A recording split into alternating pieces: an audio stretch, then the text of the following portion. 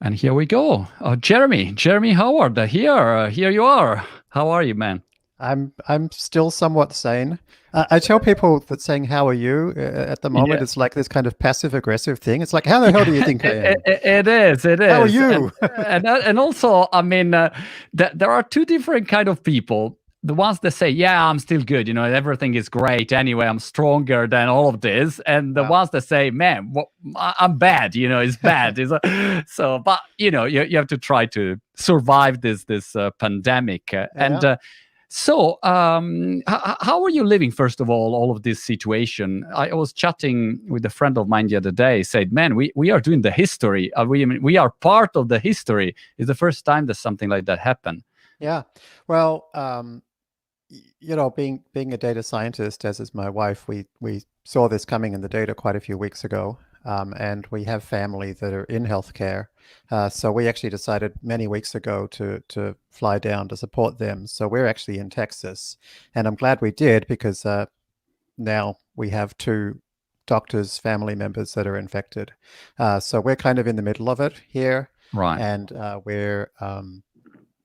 it's kind of become a personal thing for us.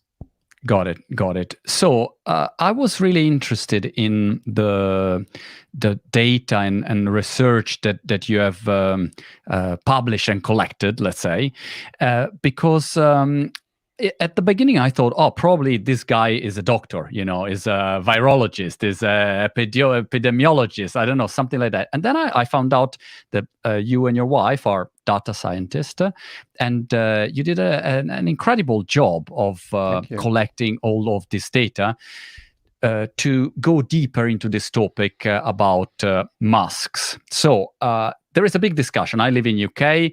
Obviously, I'm Italian, like my British accent clearly say. British And accent, yes, absolutely. yeah. So in Italy, I see a completely different scenario. At the moment is Ah, really a tragedy it over is, it really there. is. In UK, we had this, herd immunity in beginning. Then we Oh, changed completely. Now we goodness lock me. down. So I mean, and the other crazy thing is that all over the world, every country decide by itself. So the Mm, Netherlands goes in one direction, the Swedish in another one. It's crazy, in my opinion. Why don't they do always the same thing? But the one point of discussion is this about masks. mm, And some people say they are good, they are bad, you should always use, you shouldn't use. I mean, there are a lot of opinions, but mm, you have a lot of data. So I would like you to help us to understand better what's the situation at the moment, sure. first of all.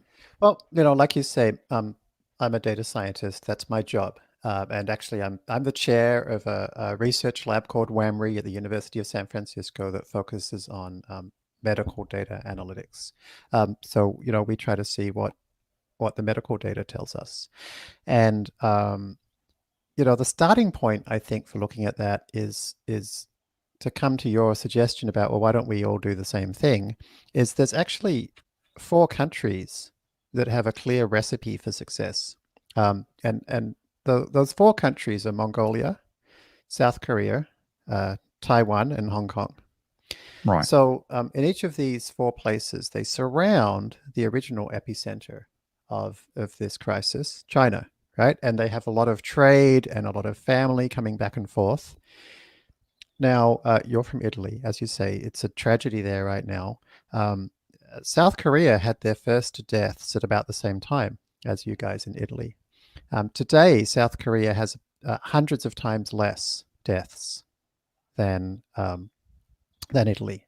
Right. Um, all of these four regions not only have hundreds of times less deaths than similar countries, but they also have much less of an impact on their economy.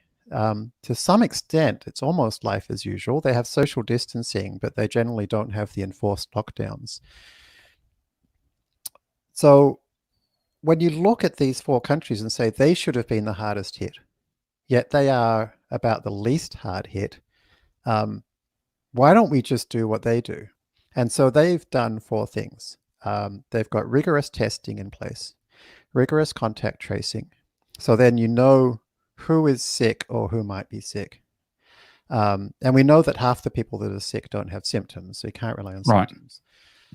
Um, so then on top of the testing, Test, tracing, and tracing. quarantine, everybody wears masks. On the whole, legislatively required. So, for example, in Hong Kong, you can't go into a shop unless you're wearing masks. Now, So it's sorry, Jeremy. So it's mandatory. it's mandatory to varying degrees in varying ways. But Got either it. way, it's like you won't go in the street. If you go in the street now in South Korea, Hong Kong, Taiwan, Mongolia, everybody is wearing a mask. So um, a lot of people who are kind of like to think of themselves as scientists have this kind of weird view that we shouldn't do anything until we have 100% causality certainty about exactly which intervention helps and exactly how much. But the idea that we should wait, months to decide to spend like 10 cents per person for like this nearly zero cost intervention, which we know is part of a recipe book of a solution that's working in this for other countries, it makes no scientific or mathematical sense. Got it. The question that I have is why do you think at the moment there is so much? If the data are there and show that these 4 countries are dealing with COVID better than the other ones, why do you think is still so much discussion about it? Also because, as you said, is not required like an N95 mask or a surgical mask, but you can use also homemade masks. So it's not an economical or monetary issue. So why do you think is still a big discussion about this? So it really comes down to WHO and American CDC guidance on this, and which really comes back to the WHO guidance. So the WHO has been really slow to move throughout this pandemic. So, in January, they were saying there's no sign of human-to-human transmission. And then they were saying there's no sign of asymptomatic transmission. They were saying it's mainly contact-driven, not kind of droplet, air-driven. All of these scientific premises that they've kind of expressed conservatism about have turned out to be wrong. And it's not that the issue is kind of one that the way that their policy decision making is working uses an obsolete, outdated approach, which statisticians used to use decades ago, where basically they say something doesn't exist until I have 95% confidence that it does exist based on like rigorous testing. Right. Now, the American Statistical Association says, don't make policy decisions this way. Instead, like, look at the preponderance and evidence and decide which is the most practical approach, based on the upsides, the downsides, and the evidence for each. So when you kind of have this view of the world that says, until I've got 95% confidence from like rigorous scientific trials that something is happening, I'm going to assume it doesn't. So then you say, this thing doesn't exist. There is no, there might not be human-human transmission. There might not be asymptomatic transmission. Masks might not be effective. So let's assume that those things are all not true. So that's like a really bad basis for health policy. Problem is when you kind of start from that, and then CDC follows those guidelines. And then the thing I've found in the last week in campaigning for masks is, for obvious reasons, even though every scientist I know that studies this research and works in this area directly strongly supports masks for all, almost no one wants to go on the record. Because if they go on the record, they're going on the record against the CDC, which actually promotes this view that we shouldn't listen to the peak health body. And then like what happens with like anti-vax movement, where we really want to say to people, like, listen to the CDC, they're saying vaccines work. So it's also a real career limiting move. I know a few folks now who have gone on the record, and their universities have threatened to fire them because they're going, even though they're literally saying, I want to write the scientific paper, and the universities are saying, if you write the scientific paper that doesn't support the CDC guidelines, you might not be here anymore. Crazy. But we were chatting before, and I was telling you that I just read an article, I think from New York Times, a few hours ago, saying that the CDC is revisiting its guidelines about masks. And I read that Fauci, I always forget his institutional role, official role, said we are carefully checking and is a very active discussion. So probably is something that is going to change. What's your feeling there? Right, and it's definitely changing. So I've been working closely with a number of politicians here. There's been two senators in the US showing particular leadership, Toomey on the Republican side and Bennett on the Democrat side. They were the first two to come out in public wearing a mask, tweeting with the Masks for All hashtag. And their offices have been helping me to get this message in front of lots and lots of other politicians in the US. They've in turn gone on to brief folks from CDC and HHS and so forth. And finally yesterday, thanks to a huge team effort, it got all the way up to Trump. And so we've also been pushing this in the media. And so the two came together yesterday in the press conference where Trump was asked, would you wear a homemade mask? And he said, yep, I think it's a good idea. I would do that. So it's really now just a case of like CDC finding a way to change their messaging without seeming like idiots. Okay. And every day there's new papers coming out, and there's actually a few new papers about to come out that will strongly support the science around masks for all. And so my guess is that might even happen today, that we'll see those papers come out, and then the CDC will say, okay, the science now supports this, so we're changing our guideline. And everyone has to wear masks. By the way, in the live chat, one reader from Austria say that it is already mandatory to wear masks in supermarkets in Austria. That's right. And supermarkets that just happened yesterday, I think. So this really came in parts of, so Austria borders the Czech Republic. And so in the West, the Czech Republic had this fantastic social media influencer movement started by a guy called Peter Ludwig. And he was the person who kicked off this global movement. The Czech Republic in 3 days got from 0% mask usage to 100% mask usage. One week later, the government made it mandatory. Then Slovakia got on board. The president of Slovakia was pictured wearing a matching mask and outfit. Yeah, kind of went very cool. Now Bosnia-Herzegovina is on board. Austria, just from yesterday, is on board. So we're kind of gradually seeing the neighbors of Czech Republic happening, and then I think it'll move throughout Europe, and then eventually, around the world.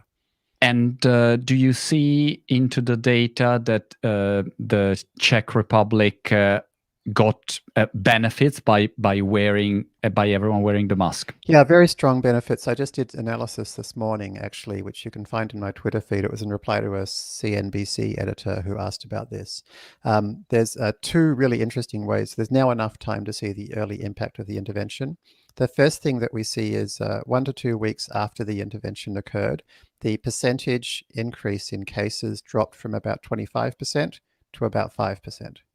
The second thing is that we see is that the number of cases in Austria and the Czech Republic were tracking each other day by day super closely until a week or two after the intervention. And since that time, they've totally separated. So Austria has something like 5 times more deaths than the Czech Republic. So the evidence is super strong already in the Czech Republic. And so this is like a great control group. We've also seen that in South Korea. They changed their guidance on masks a couple of months ago. So you can kind of see, and as did China. So we've actually now got 3 countries where mask wearing has changed, and the before and after is very stark. Very interesting. By the way, I live in UK, and I think also in UK there are some supermarkets like Waitrose, which is a major chain, that when you go, they give you mandatory masks to enter the supermarket plus gloves. I haven't seen that happening in the US. Right. I do know one person reached out to us and said, thanks to the Masks for All campaign, they actually pushed their local Riverside County community, and they have, I believe, the first regional legislation in America that now requires masks. So like there is at least one region, hopefully things will push out. Interesting. I have a lot of friends and people that I see on social media saying, all right, but unless you use a N95, I don't know, Respirator. triple filters, whatever masks, which is absolutely the top level of protection, is absolutely useless to use masks, because anyway you'll get the virus, and so it doesn't make any difference. So how do you answer to all of these people? Sure. So that's not based in any science. So the science actually shows the opposite. I'll start with the summary of the science. So Oxford University has something called the Evidence Service, and the Oxford University Evidence Service has studied this, and their guidance even to hospitals is that in a hospital, just a loose-fitting piece of cloth, they call it a surgical mask, is satisfactory for hospital workers unless you're doing something called an aerosol generating procedure. An aerosol generating procedure is something like intubation, where tiny particles of spray actually go all into the air and float there. So if you're doing home surgery intubations, then you need protection from aerosol. Unless unless you're doing that, if you're at home, or more to the point, at the shops doing weekly essential shopping, you just need a piece of cloth that covers your face. There is quite a lot of research to support the idea that, in fact, it's now basically pretty much scientifically established that COVID-19 is mainly transmitted when we speak. Micro droplets go up to 6 feet and then fall to the ground. Right. So if I put a piece of fabric in front of my face, I'm going to protect you from my droplets. Now, WHO says you should wear a mask if you might be infected for this reason. What the WHO doesn't explicitly mention is that 50% of people that are infected don't have symptoms. And also there's new research that shows that the first week of infection is when you're the most infectious, which is when you probably don't have symptoms anyway. I see. So even under the WHO's own guidelines, if you might be sick, which everybody might be sick, then you should wear a mask. So everyone should wear a mask.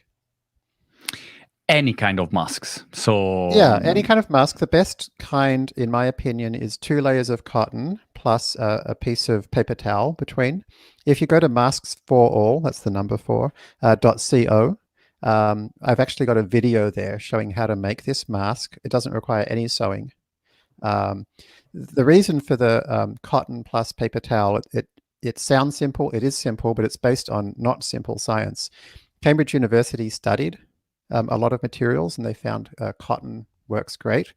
And then scientists at Shenzhen Hospital actually studied materials under an electron microscope, and they found that paper towel is nearly perfect for stopping this. So you can slip that paper towel between the 2 layers of cotton fabric from a t-shirt, and you have a scientifically validated, fantastic mask. I see. I'm trying to find the website so that I can show it. It's the same as the hashtag masks for all, and then .co. Masks with the number 4. Yes. All right, so that I can show it. I also saw a lot of very interesting quotes I saw before. Oh, here it comes. I can show it easily. And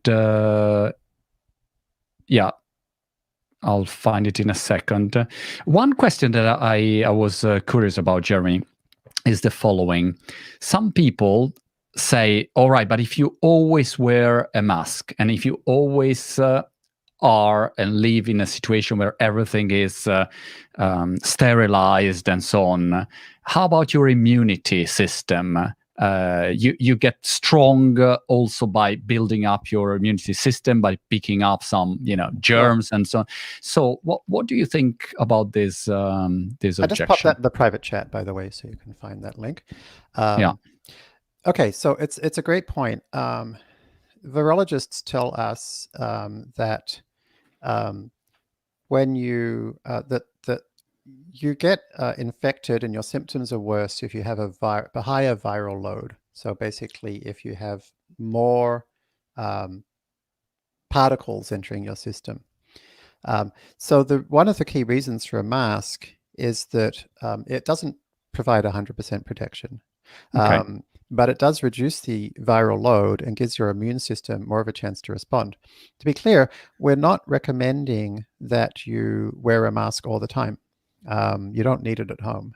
We're saying that when you do your essential weekly shopping or whatever, wear it in the shops. I'll tell you something else. If you scroll down here, you'll actually find Yeah. a section of, actually, if you click at the top where it says expert opinions and news, Yeah. and then scroll down past the news there, there'll be a button. Keep going, keep going, keep going. Read Yeah, where it says 50 read plus. plus expert statements. So Yeah. here you'll see, we've been speaking to dozens of scientists. It's hard to get people on the record, but there's actually now a lot of the world's top specialists, including Fauci, Wow. on the Okay. record as supporting this idea of masks. That's fantastic, and you see, I read before. I mean, there were so many quotes, which is incredible. I was really also interested about this graph, which is what you were trying to describe before. Yeah, No well, masks and masks. the one I was describing before is actually a new one I just did this morning, which is a little All more right. precise. But yeah, this one, if you look at South Korea, yeah, zoom in again so we can see the whole thing. Yeah. If you look at South Korea at the very start, you'll see that actually it's basically tracking Italy. It's actually looking pretty bad. And that was the time when South Korea did not have universal mask usage. And then, month and a half or 2 months ago, they changed. And they said, okay, now everybody has to wear masks. And then after that, South Korea has flattened off. And as you can Crazy. see, they've got about 10 times less deaths now than Italy, despite starting on the same track. You see the same thing in China. They didn't have universal mask usage at first, but then they put it in as legislatively required. Taiwan, you don't even see on this because they have so few cases. Mhm. And they actually invested heavily in this in manufacturing 10 million masks a day for a country of only 30 million people. Crazy. 10 million masks a day. And so this is another question, Jeremy, that I often see. Should you change the mask if you decide to wear the mask all the time, every time that you go out, you go to a supermarket and so on? You should worry about changing the mask frequently? How often? How many masks do you need? Great. So it's much harder in a hospital because you're out and about amongst patients all the time. What we're describing here is something where you're probably not going to need a mask for more than about an hour, however long it takes to get out of your car, go shopping, come back in again, right? Because we're all social distancing. So when you get back, if you use the approach that I've described, which is the 2 layers of cotton and an insert of paper towel, dispose of the paper towel, untie the mask at the back, so don't touch the front. The reason the front's a bit more dangerous is that if you're breathing and you have successfully protected yourself from virus particles, they're now in the mask, right? Because as you breathe in, it kind of sucks them towards the mask. So you untie it at the back and pop it in soapy water. Because we know that soap destroys the lipid layer that protects the virus particles. That's why everybody says, wash your hands.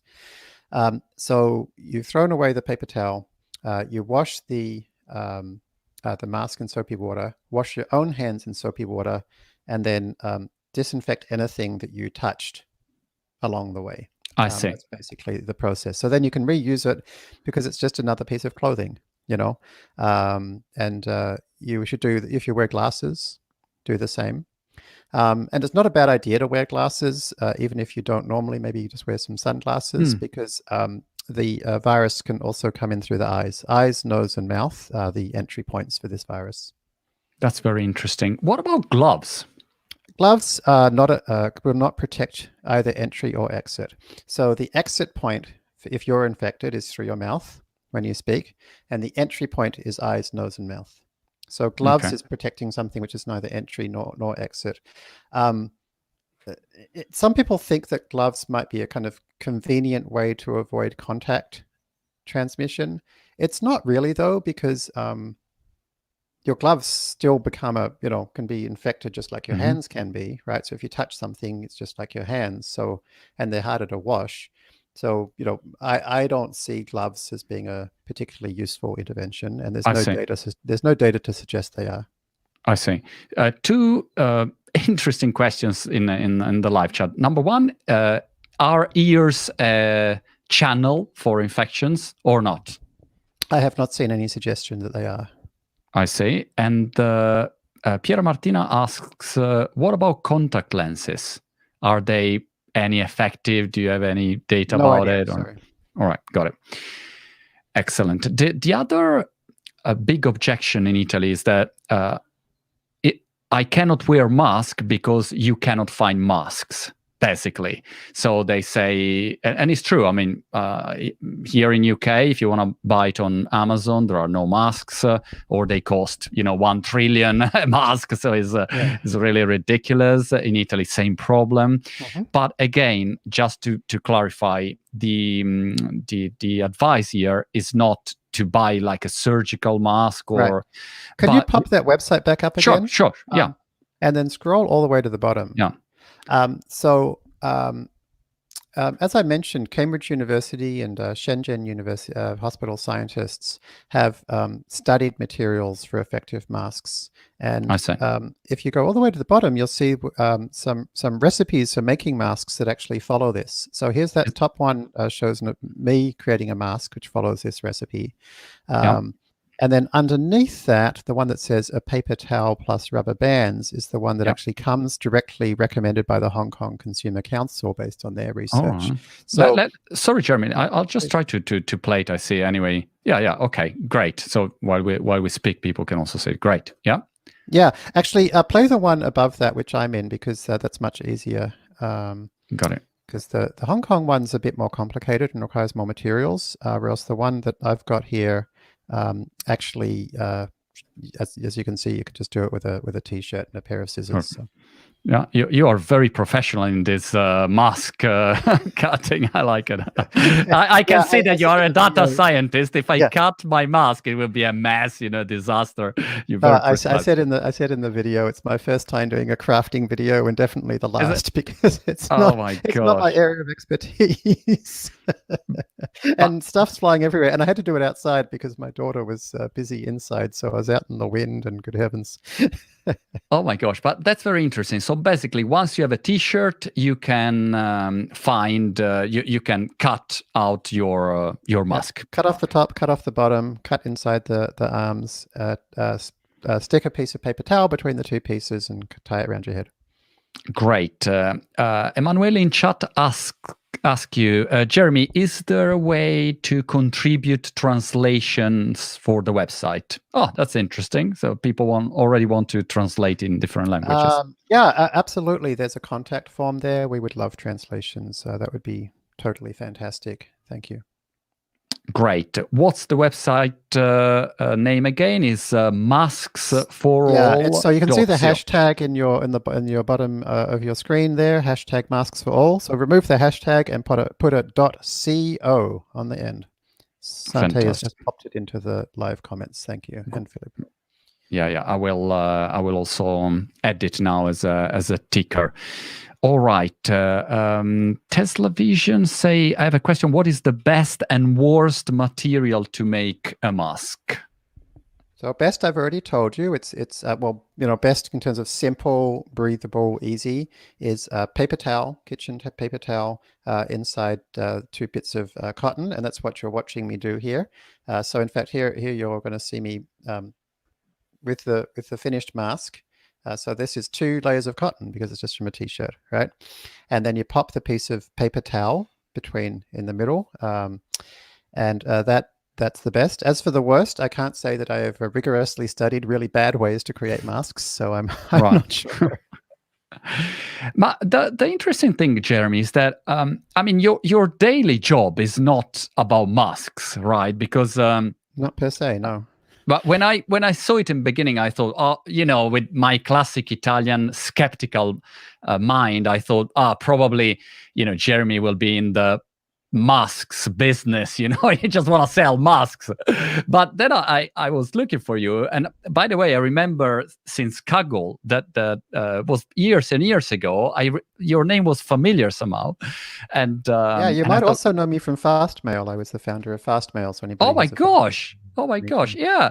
So I found out, well, you have nothing to do with the masks business, and also clearly it's not that someone want to sell a mask unless you want to create a business out of you making masks with t-shirts. Right. It's actually a bit of a tough thing to sell, this masks thing, because a lot of people are looking for that kind of techno-lust approach. They want to hear about like something where you're like growing algae and using nanobots to create some, I don't know, blah, blah, blah. Like when you just say, cut up a t-shirt and tie it around your head, it's so simple and unsexy that people don't always want to hear it. That's really interesting. Zender Maki asks, what can we do beyond tweeting hashtag masks for all to promote the campaign? Okay, if there's anything. So there's a lot you can do. One of the absolute best things you can do is we need to get more doctors and medical experts on the record as supporting this. It's been really hard to get the support we have so far. Everybody we speak to who is an expert in this topic agrees with the science, agrees with the intervention, but is wary of getting on the record. So if you can get doctors, just use our contact form on the website to say, this is the person's name, this is their position, this is a quote that you can put on your site that says whatever, I'm an anesthesiologist and this is what we know about masks, and based on my understanding, everybody wearing a mask is a good idea, or whatever. It's one thing you can do. Another super important thing you can do is if you know any celebrities, influencers, stuff like that. This was a thing that in the Czech Republic got them from 0% to 100% in 3 days, was they got lots of folks on board singing songs, doing videos, getting millions of retweets or Instagram likes or whatever. I am not in that world. I don't know any sports stars or actors. I just know data science stars.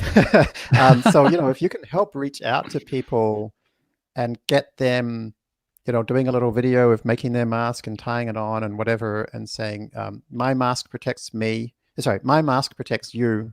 Your mask protects me, which is kind of the line that has been used ever since the Czech Republic, or, a video or a picture or a meme to get it out into the wider public. That would be great. One interesting thing that I read, and that you said, was that in Czech Republic, at the beginning, the guy with the mask was the weirdo, and 2 days later, the guy without the mask is the weirdo. And worse than a weirdo, they were like this asocial, rude person putting the community at risk. Yeah. So the reality is that it's very, very fast to change a culture about wearing masks. If I go around here in Brighton, in UK, no one is wearing masks. It would be, it's like, oh, come on, a mask is really, but do you really need, like, it almost feels, like you are weak, or you paranoid and you say, oh yeah, I wear the mask. But it can change very fast. But it changes so fast, right? Because if you hit 40%, say, and particularly with this message that my mask protects you and your mask protects me, I'm doing my bit, right? And so this is like what Senator Bennett said when he tweeted in support of masks for all, is he said, do your bit and wear a mask. So you kind of hit that tipping point where suddenly the people who aren't wearing masks are the people who are not doing their bit. And they're the ones who don't care, who are so vain that showing their beautiful face is more important than saving the lives of the people they're around. They don't know if they're infected. So I'm going to assume you are, right? So you are out there in public spraying your virus-laden saliva on my 4-year-old daughter when you could be not doing that. Go to hell. Don't do that. That's disgusting. And it's rude and it's unpatriotic. And by the way, it's incredible how there are countries, I think probably Asia is much more advanced in masks use even before coronavirus. So in Italy, we're not used to wear masks, but if you go to China or Japan, I mean, wearing mask is even cool. A lot of teenagers, millennials, they wear masks, and it's part of their identity. So it's not. Yeah, and it's weird. it's really cool to see what happened in Czech Republic here. So it wasn't just this protecting your community, but they had fun with it. And it also became this grassroots campaign. And it also became a way of saying, screw the government. Because in the Czech Republic, I keep on hearing from people there saying, we are so pissed off with our government for not doing enough. And they were explicitly saying, don't wear masks. And they knew after this kind of influencer campaign that was a lie, masks help. So they basically said, okay, screw the government, we'll do it ourselves. And so there's a story I wrote about in my Washington Post article as just one of these examples where a bar closed down because of the social distancing requirements. And they reopened 2 days later as a masks factory. They went around their community asking for donations of sewing machines. And within a week, they had 10 people on staff. They were making 400 a day. They had a full-time driver driving them out to people who couldn't get there themselves. And they were giving them all away for free. People put up on every street corner what they call mask trees, which are basically sticks of wood with little sticks sticking out, where people would go and hang up the masks that they had made that day for their community. And they would be colorful, there would be slogans on them, and then people would want to be pictured out in public, rocking their cool and individual mask. It kind of became this cultural thing within days. And also, I think if just couple of designers, I think in Italy, if Giorgio Armani, a famous designer, tomorrow drop a mask which is really cool, I mean, so many people will wear it, or Supreme, or so also the designers and the fashion industry could help tremendously to spread the movement. Another important thing, I again saw a couple of people saying, yeah, but I cannot buy the mask, I cannot find the mask. Again, it's something that, as we show before, I'll go back to the video, is something that you can basically do by yourself. So it's not something that has to be expensive, and is not something that you have to buy. So it's no problem. It's not related with buying a particular kind of mask. This is actually great for medical professionals, because when you get to this point where the social expectation is that you're out in public wearing a homemade mask, if you see somebody out in public wearing an N95 respirator, that is also antisocial, right? Because they're using something that a hospital needs for aerosol generating procedures unnecessarily.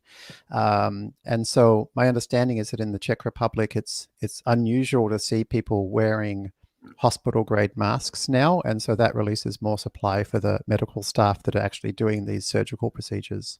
Oh, that's a good point. That's a good point. Because what happened with, I don't know if also in US happened with toilet rolls. Toilet rolls disappeared in UK, and gloves, masks, antibacterial gel, everything disappeared because people went into buying mode, panic buying, and they got everything they could.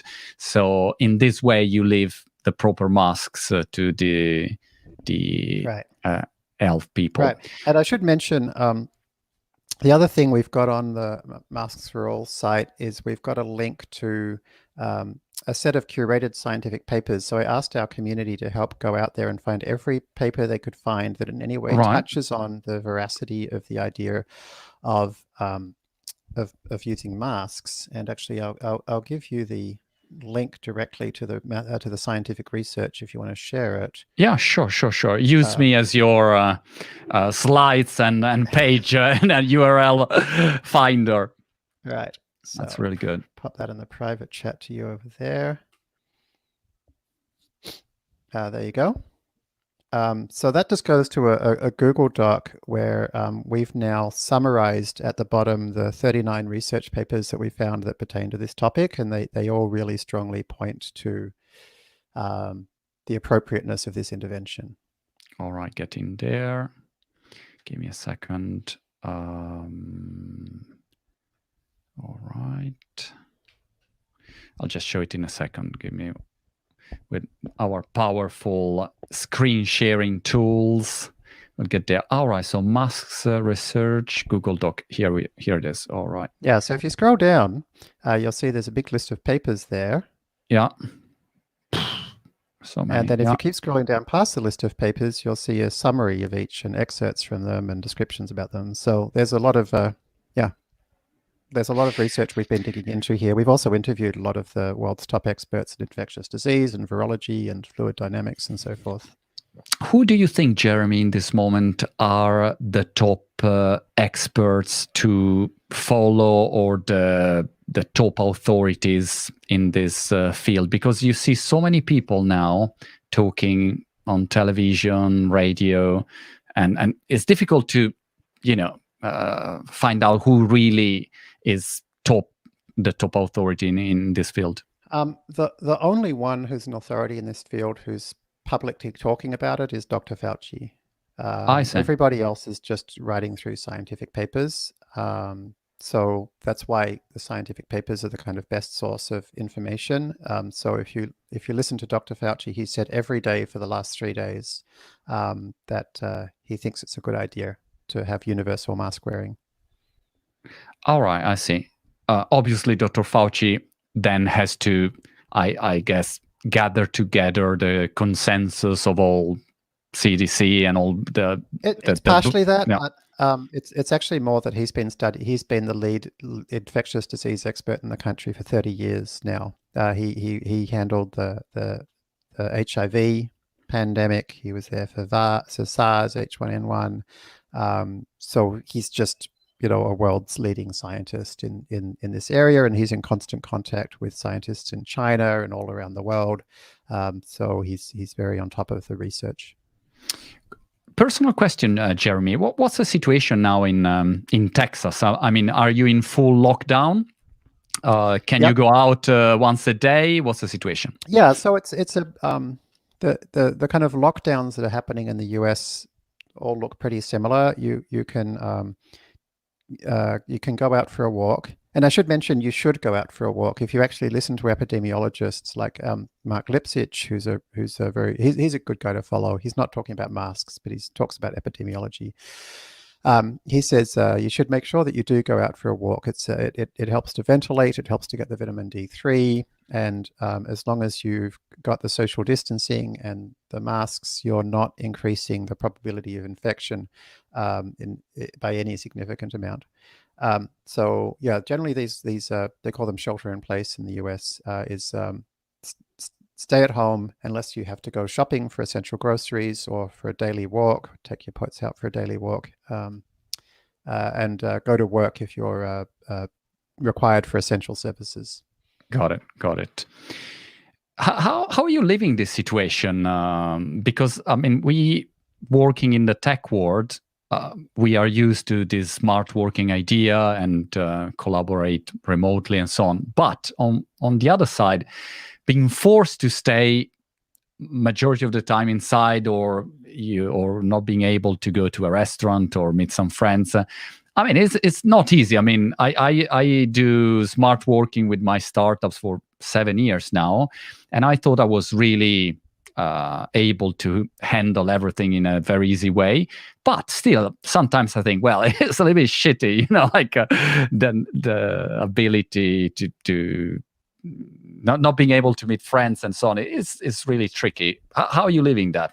Yeah, I mean, so from a work perspective, I have been predominantly remote work for the last 20 years. So Fastmail was a distributed international team. So I'm fine with that personally.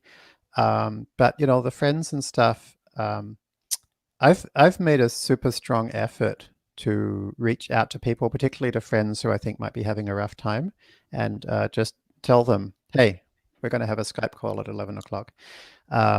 And same for my 4-year-old daughter. We have her kind of on Zoom with various friends pretty much all day. And it's actually working really well. She's only 4, but she talks to her best friend every day for an hour and a half. See.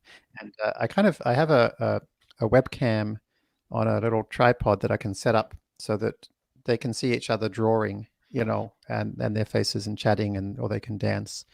I think it's, mental health's really important. And, a lot of our friend groups are setting up kind of drinks where we are all in a Zoom call.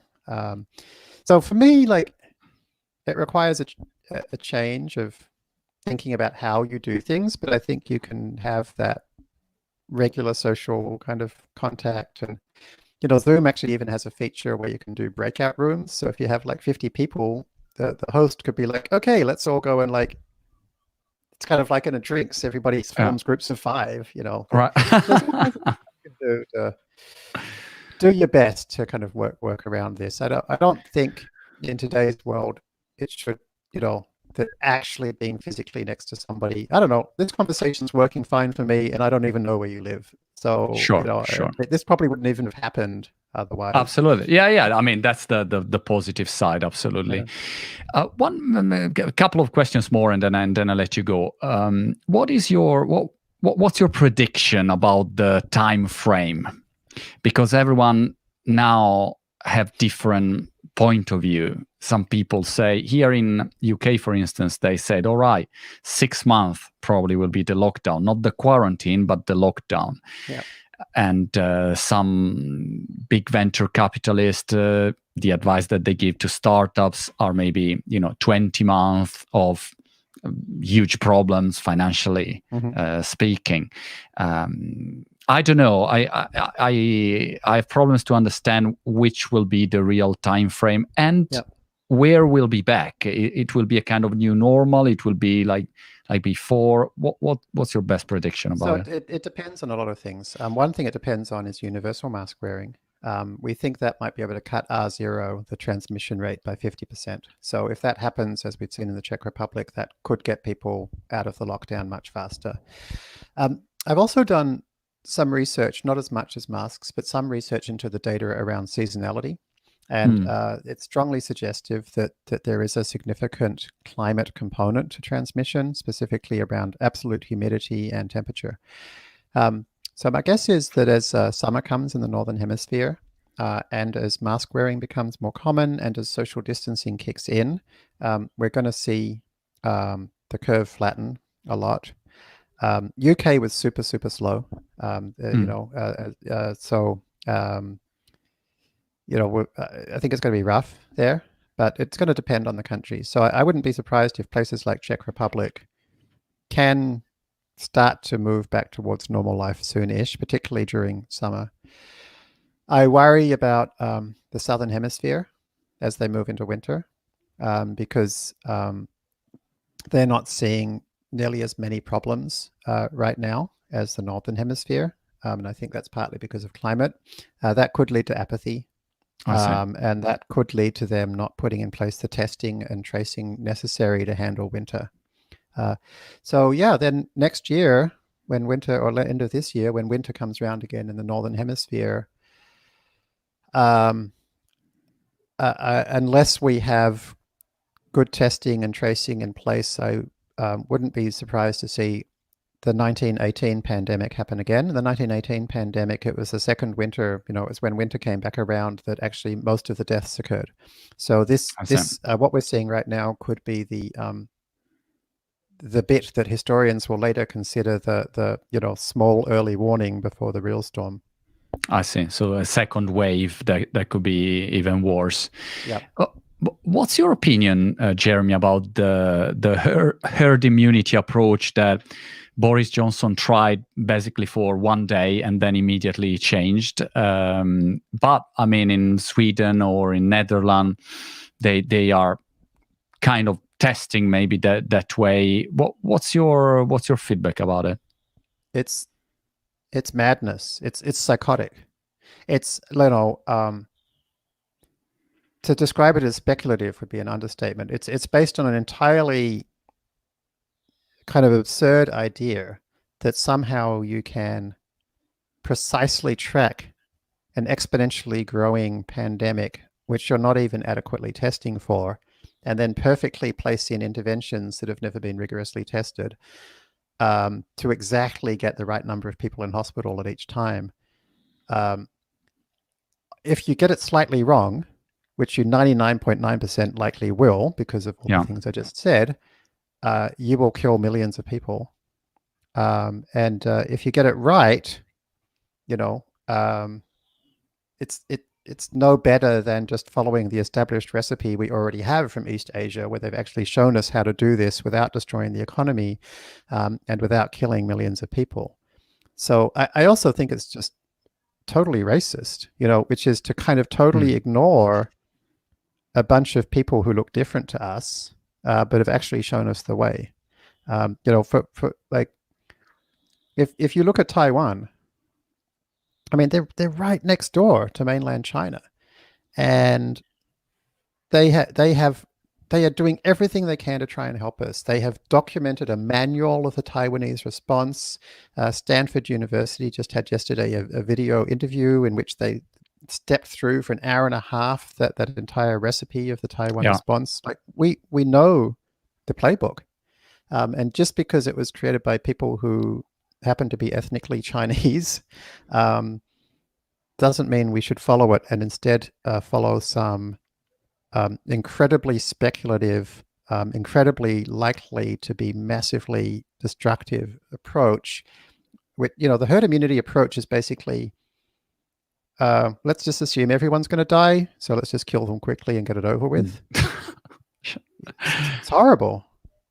When I heard Boris Johnson saying we'll do the right thing at the right time, I was already self-quarantined myself because of all the feedback that I got from Italy. So I was already at home, kids not going to school. And when he said, we'll do the right thing at the right time, then I said, all right, guys, let's quarantine even more now, because it means that they have no idea. How do you know when is the right thing? Well, what is the right thing to do? And when is the right time? It's not that the virus is calling you and saying now is the right time. So I don't know. But there is a way to do it, which is to first of all do absolutely everything, as hard as you can. Then see if your cases are flat, right? And so now you've got a baseline, and then you can gradually reduce the interventions, starting with the ones which are the most economically impactful. So that way you can kind of do the same thing, which is to like try to get that, get it within the hospital capacity as best as you can. But rather than like overshooting and then trying to pull the exponential back down, which is impossible, hopefully you undershoot, and then you can gradually wind it up. I see. And in the chat, I see that Manu said that position of the government in Netherlands, I would say, is that they are actually doing the same lockdown than other countries, but in an intelligent way. By the way, I spoke with a Dutch friend the other day, and I don't know, I was not so convinced, if I have to be honest. So I don't know, I have my doubts. But last question. Did you see anything strange about Italy in your research, studying the data? Because what happened in Italy and what's happening in Italy is, tragic. And also people ask, but why so many people in Italy? Why sports events? Yeah. Sports events. So we know it's spread by droplets, right? And when I speak, droplets come out up to 6 feet. When I yell, come on, referee, that's a yellow card. Yeah. I've got droplets spraying meters, right? The other thing, when you think about the epidemiology of this, is when the same group of people get together every day at a school, at a workplace or whatever, the worst that can happen is that they all infect each other. Yeah. But a sports event brings together people that weren't previously together, and then they'll go back to their communities. And so now every family and school that had one person at that sports event is infected. So you're seeing this now in Louisiana, where they had Mardi Gras, people yelling and, waving flags. You're seeing that in Italy, where there was the soccer events. And you really see it strongly in the regions where they played the games. So I think that's a huge part of it. And also, partly it's just timing. Italy was one of the first in Europe to have things go bad. And because of exponentials, just being 11 days ahead of everybody else means Got that it. we see what's going to happen to us in 11 days' time. Got it. Jeremy, thank you so much. Jeremy Howard, masksforall.co. Let's go to have a look, and let's go deep into all of the incredible research and papers that you have collected. And if you still have doubts about it, just read about all the quotes of the people and researchers and experts. And yeah, here's my bits of world coming together. So I specialize in deep learning. One of my friends, if you click on auto Photoshop a mask at the top, one of my friends that runs a company called Rosebud.ai has built for us something where you can upload your photo and it will use AI to place a mask on it and then make that your profile pic on social media. That's another cool thing you can do. That's so cool. That's so cool. All right, I'll do this. And definitely will be something that I'm really curious to see how hopefully fast will pick up and Hope so. and will go absolutely global, mass for all. Jeremy, well, thank you so much. Really, congrats for your job and your contribution All right. to the COVID problem. Thanks for having me. I'll see you soon. Bye.